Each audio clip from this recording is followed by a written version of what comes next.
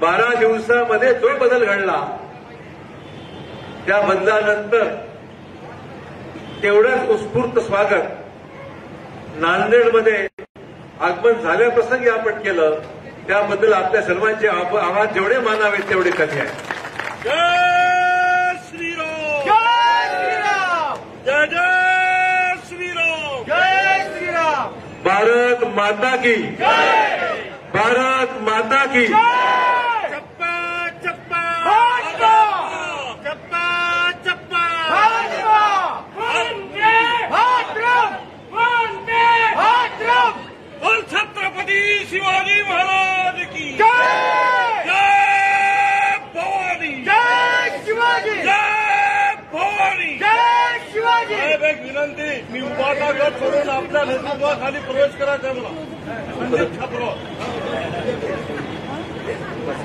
अजून बऱ्याच लोकांची ओळख व्हायची माझी, त्यामुळे कोणी गैरसमज करू नये. पदाधिकाऱ्यांची एक वेगळी बैठक एक 8 दिवसामध्ये मी घेणार आहे. उद्या फक्त मी सन्मान्य खासदार, त्याचबरोबर सन्मान्य आमदार, माजी आमदार आणि शहर आणि जिल्हा अध्यक्ष एवढी बैठक मी उद्या सायंकाळी बोलवली आहे, फक्त त्यांच्याशी हिंदुस्त करण्याकरता आणि आगामी येणाऱ्या निवडणुकीत चर्चा करण्यासंदर्भामध्ये मी या प्रमुख लोकांची बैठक घेणार आहे. आठवड्याभरानंतर जरूर आपले जे पदाधिकारी आहे त्यांच्याशी मला संवाद साधणार आहे. आठवड्याभर गेल्यानंतर थोडंसं तयारी करावं लागणार आहे. आणि आपल्याला कल्पना आहे की 28 तारखेला देशाचे यशस्वी पंतप्रधान श्री नरेंद्र मोदीजी नांदेडहून यवतमाळला चालले आहेत. त्यांचे स्वागत करण्याचा मला पहिलाच प्रसंग या निमित्ताने भाजपचा खासदार या नात्याने मला प्राप्त होणार आहे, याचा मला मनापासून आनंद आहे. मित्रांनो, तुम्ही माझी एबीपी मधली मुलाखत ऐकली असेल. मी सांगितलं, मी ज्या पक्षामध्ये अनेक वर्ष काढली, 48 तास गेल्यानंतर लगेच टीका सुरू केली, हे माझ्या स्वभावात बसणारी बाब नाही. मी निर्णय घेतला आणि निर्णय घेऊन भाजपात सामील झालो आणि मला आनंद या गोष्टीचा आहे. मी राजीनामा 12 तारखेला दिला आणि 2 ते 3 दिवसामध्येच राज्यसभेची उमेदवारी देऊन मला त्या ठिकाणी फॉर्म भरायचे योग आला. याचा अर्थ मी समजतो की भाजपाच्या पक्ष नेतृत्वाने माझ्यावर व्यक्त केलेला विश्वास, एक विश्वास व्यक्त केला माझ्यावर की तुम्ही मराठवाडा महाराष्ट्रामध्ये लक्ष द्या, मराठवाड्यात लक्ष केंद्रित करा, नांदेडची जागा भाजपची आलीच पाहिजे अशा अनुषंगाने मला राज्यसभेवर काम करण्याची संधी मला दिली. त्याबद्दल पंतप्रधानांचे, सन्मान्य गृहमंत्र्यांचे, त्याचबरोबर जे.पी. नड्डा जे अखिल भारतीय भाजपाचे अध्यक्ष आहेत, त्याचबरोबर देवेंद्र फडणवीसजी महाराष्ट्राचे उपमुख्यमंत्री आणि बावनकुळेजी जे भाजपाच्या महाराष्ट्राचे अध्यक्ष आहेत, त्या तमाम नेतृत्वाचे मनपूर्वक आभार मानतो मी की त्यांनी तातडीने हा निर्णय घेतला आणि क्षणभराची वाट न पाहता मला त्यांनी बिनविरोध, एक चांगली बाब झाली की इलेक्शन हे बिनविरोध झालं आणि आमदाराचा खासदार झाला. असं घडतं का? कंदकुर्ते म्हणाले की हात लावला की परिसरासारखं माझंही होऊन जाईल. की त्यांना आठवण करतो, काँग्रेसमध्ये असताना तुम्ही आठवण येत नाही, काँग्रेसमध्ये असताना कंदकुर्तेनं अनेकदा डोकं हात ठेवला आणि त्याला सोनं करून टाकलं होतं.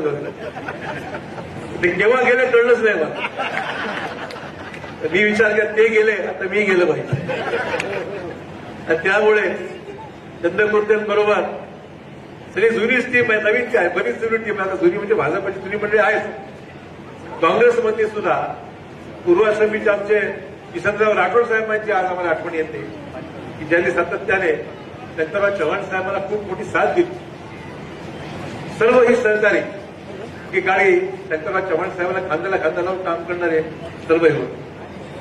कंदकुर्ची असतील, कोकणाची आहे, ही सगळी मंडळी नांदेड जिल्ह्यामध्ये यश मिळण्यामध्ये जेवढे 40-50 वर्ष आमची सर्वांची गेली, त्यामध्ये या सर्व सहकारी मित्रांचा त्या ठिकाणी खूप मोलाचा वाटा आहे, मला नाकारता येणार.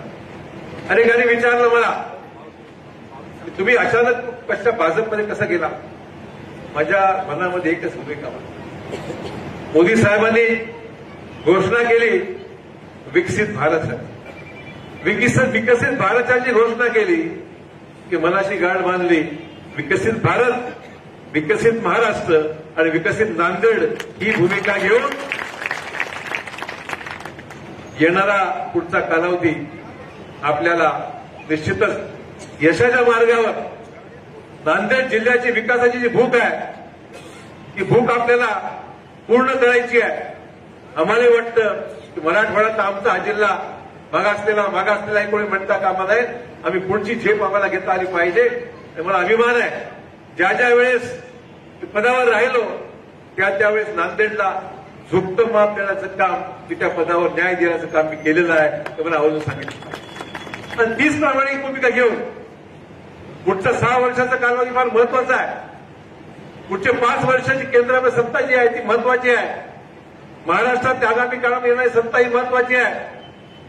आणि नांदेडमध्ये मला सर्वांची खात्री आहे की माझ्या भोकर, मुदखेड, अर्धापूर तालुक्यातील सर्व माझे कार्यकर्ते या ठिकाणी आलेले आहेत. तिथे मला जायचं आहे. अनेक फोन मला सातत्याने, साहेब लवकर या, आम्हाला भेटायचंय, आम्हाला बोलायचंय, आम्हाला तुमच्याबरोबर यायचं आहे. तर नांदेडमध्ये सुद्धा 9च्या 9 मतदारसंघातले सगळे लोक आतुरतेने माझी वाट पाहत होते, याची मला जाणीव आहे. आणि म्हणून सर्वांना भेटायच्या अनुषंगाने मुद्दाम या ठिकाणी 4-5 दिवस आहे. कार्यकर्त्यांना भेटणार आहे, जनतेला भेटणार आहे, लोकांना भेटणार आहे, मतदारसंघातही जाणार आहे. आणि एका मुखाने प्रचंड ताकद जी नांदेड जिल्ह्यामध्ये आपली आहे, हा विरोधाचं कारणच नाही आहे. एकीकडे भाजपची ताकद आणि एकीकडे काँग्रेसमध्ये असणारा माझा वर्ग जो आहे तो मला मानणारा आहे. तो माझ्याबरोबर येऊ इच्छितो की ताकद दोन्ही एकत्र झाल्यानंतर भाजपची ताकद जिल्ह्यामध्ये प्रचंड वाढणार आहे, ते कोणा नाकारता येणार. त्यामुळे आगामी काळामध्ये आपल्याला या जिल्ह्याचं नावलौकिक, या जिल्ह्याच्या विकासाची गती, केंद्रीय नेतृत्वाची साथ, महाराष्ट्राच्या नेतृत्व साथेने आपल्याला एक जबरदस्त या ठिकाणी काम करायचं आहे. या प्रमुख भूमिकेतून मित्र आज आपल्याला त्या अनुषंगाने पुढची पावलं उचलायची आहे. आज या ठिकाणी मनोहर जोशी साहेबांचा उल्लेख आम्ही सर्व शोक या ठिकाणी व्यक्त केला. मनोहर जोशी साहेबांच्या काळामध्ये ते मुख्यमंत्री होते, आम्ही विरोधी पक्षात होतो, विधान परिषदेमध्ये होतो. मनोहर जोशी साहेबांची कारकीर्द मुख्यमंत्री म्हणून फार जवळून मी पाहिलेली आहे. नांदेड वाघाळा महानगरपालिका ज्यावेळेस झाली तर मनोहर जोशी साहेबांच्या कारकिर्दीमध्ये त्यावेळेस त्यांनी वाघाळा महापालिका दोन्ही एकत्र करून नांदेडची महापालिका त्यांनी केली.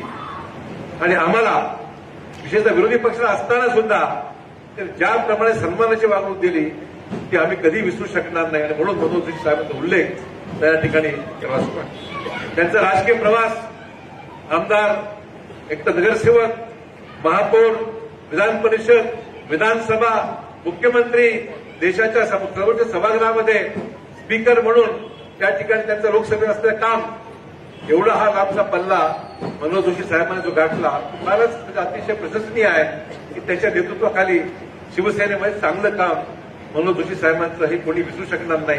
प्रचंड काम त्यांनी केलं होतं. त्याचबरोबर आमचे दुसरे सहकारी भाजपमध्ये राजेंद्र पाटणी यांचं सुद्धा अचानक आज निधन झाल्याची वार्ता मिळाली. ते सुद्धा एक अनुभवी तरुण सहकारी होते, फार कमी वयामध्ये ते गेले, याचं दुःख आम्हा सर्वांना. असो मित्र, अधिक वेळ मी घेणार नाही. 3 तासाच्या या सगळ्या यात्रेमध्ये पाय दुखायला लागतात, त्यामुळे अधिक वेळ मी तुमचं घ्या. तुम्ही सुद्धा असं थकलेला मला जाणीव आहे, परंतु तुम्ही आज या पद्धतीने स्वागत केलं. फार मोठ्या प्रमाणावर सगळ्या भागातील लोक आज हजर होते. उत्स्फूर्त असं स्वागत या ठिकाणी केलं, त्याबद्दल मी भारावून गेलेलो आहे. मी आपला ऋणी आहे. मनापासून आपल्या सर्वांचे आभार, की जेवढे मानावेत तेवढे कमी आहेत. कामं भरपूर आहेत, आम्हाला कामाला लागायचंय. निवडणुका 10-15 दिवसात जाहीर होतील.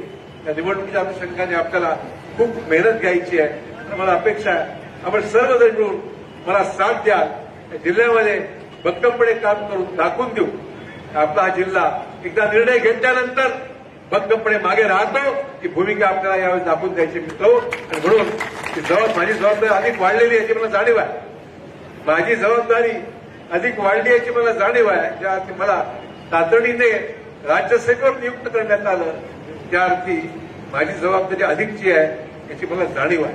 त्यामुळे मित्र, आपल्या सर्वांच्या सहकार्याने आगामी निवडणुका सर्व विधानसभा आणि लोकसभा दोन्ही ज्या त्याच्यानंतर नगरपालिका महापालिका आहेतच, परंतु सर्वांना एकत्र नेऊन कुठलाही भेदभाव न करता जी मंडळी माझ्याबरोबर ती आणि भाजपचं नेतृत्व दोघांचा एक चांगला समन्वय आपण साध्य करू आणि आगामी काळामध्ये नांदेड जिल्ह्यामध्ये एकोप्याचं दर्शन जे आपण दाखवून देऊ. चांगल्या पद्धतीने या जिल्ह्याचं राजकीय वातावरण जे थोडंफार मध्या काळात गडबड झालं होतं ते चांगलं करण्याच्या दृष्टिकोनातून आपण सर्वांचं सहकार्य लाभेल अशा प्रकारची अपेक्षा करतो. आजच्या या कार्यक्रमाच्या निमित्ताने जे या सगळ्या नियोजनामध्ये होते ते सर्वांचा मनपूर्वक आभार मानून आपली रजा घेतो. जय हिंद, जय महाराष्ट्र. लोकशाही मराठी ऐका, पहा, जागरूक रहा.